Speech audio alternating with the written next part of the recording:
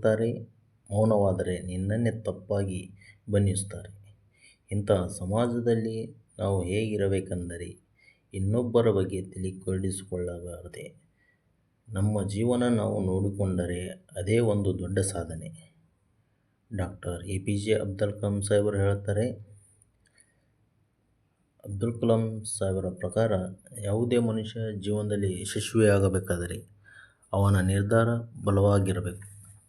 ಅವನ ನಿರ್ಧಾರವು ಬಲವಾಗಿದ್ದರೆ ವಿಫಲತೆ ಅನ್ನುವುದು ಅವನ ಹತ್ತಿರ ಕೂಡ ಸುಳಿಯುವುದಿಲ್ಲ, ಸಾಧ್ಯವಿಲ್ಲ ಎಂದು ಹೇಳ್ತಾರೆ. ನಿನ್ನ ಗುರಿಯನ್ನು ಸಾಧಿಸುವ ಮುಖ್ಯ ಘಟ್ಟದಲ್ಲಿ ಕೆಲವರು ನಿನ್ನನ್ನು ತಡೆಯಲು ಪ್ರಾರಂಭಿಸುತ್ತಾರೆ.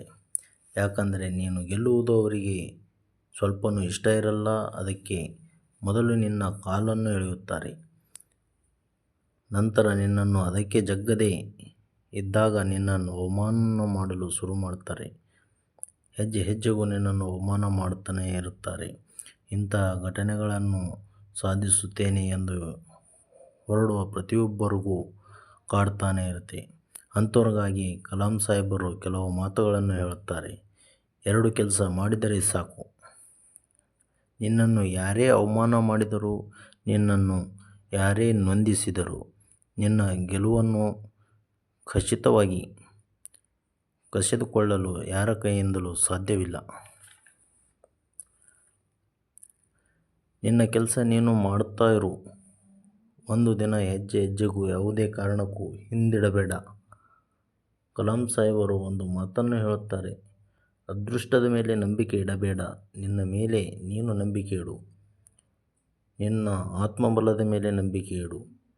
ನಿನ್ನ ಕಠಿಣ ಪರಿಶ್ರಮದ ಮೇಲೆ ನಂಬಿಕೆ ಇಡು.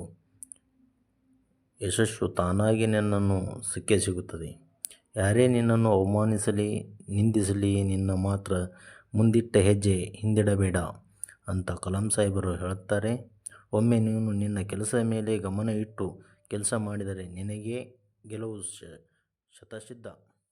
ನಿನ್ನ ಗೆಲುವನ್ನು ಅವರು ನೋಡಿದರೆ ಅವರು ನಿನ್ನನ್ನು ಅವಮಾನಿಸುವುದರಲ್ಲಿ ನಿನ್ನ ಮುಖ ಕೂಡ ನೋಡೋದಕ್ಕೆ ಭಯಪಡುತ್ತಾರೆ. ಕಲಾಂ ಸಾಹೇಬರ ಪ್ರಕಾರ 2ನೇ ಪಾಯಿಂಟ್, ಅವಮಾನಿಸುವವರು ಅವಮಾನಿಸಲಿ, ನೀನು ಮಾತ್ರ ಎಲ್ಲರನ್ನೂ ಕಡೆಗಣಿಸಿ ಒಂದು ಮಾತಿಗೆ ನಾಯಿ ಬೊಗಳುತ್ತದೆ ಎಂದರೆ ದೇವಲೋಕ ಹಾಳಾಗುತ್ತದೆ ಅಂತ ಅರ್ಥನಾ? ಅದು ನಿನ್ನ ಹೆಜ್ಜೆ ಹೆಜ್ಜೆಗೂ ಅವಮಾನಿಸುತ್ತಲೇ ಇರಲಿ. ಅಂಥವರನ್ನು ನೋಡಿಯೂ ಹೇಳಿರಬೇಕು, ಬದುಕು ಎಷ್ಟು ಕಷ್ಟಕರ ಎನಿಸಿದರೆ ಬದುಕಲೇಬೇಕು. ನಿನ್ನ ಅಲ್ಲದಿದ್ದರೂ ನಿನ್ನವರಿಗಾಗಿ, ನಿನ್ನ ಕನಸುಗಳಿಗಾಗಿ, ಜವಾಬ್ದಾರಿಗಳಿಗಾಗಿ ಬದುಕಲೇಬೇಕು. ಇಲ್ಲಿ ಯಾರೂ ನಿನ್ನ ಕಣ್ಣೀರನ್ನು ಗಮನಿಸುವುದಿಲ್ಲ, ಯಾರೂ ನಿನ್ನ ಕಷ್ಟಗಳನ್ನು ನೋಡುವುದಿಲ್ಲ, ಯಾರೂ ನಿನ್ನ ಸಂಕಷ್ಟಗಳನ್ನು ಕೇಳುವುದಿಲ್ಲ. ನಿನ್ನ ಶಕ್ತಿ ಏನು ಅಂತ ನೀನು ಅಂಥ ಜನರಿಗೆ ತೋರಿಸಿಕೊಡಬೇಕು. ಆತ್ಮವಿಶ್ವಾಸ ಮತ್ತು ಕಠಿಣ ಪರಿಶ್ರಮ ಸೋಲು ಎಂಬ ರೋಗವನ್ನು ಕೊಲ್ಲುವುದಕ್ಕೆ ಅತ್ಯುತ್ತಮ ಔಷಧಿಗಳಾಗಿ ಅವು ನಿನ್ನನ್ನು ಪ್ರಪಂಚದಲ್ಲಿ ಉತ್ತಮ ವ್ಯಕ್ತಿಯನ್ನಾಗಿ ಮಾಡುತ್ತವೆ. ಇತರರಿಗಾಗಿ ನಿನ್ನ ಸ್ವಂತಿಕೆಯನ್ನು ಬಿಟ್ಟುಕೊಡಬೇಡ.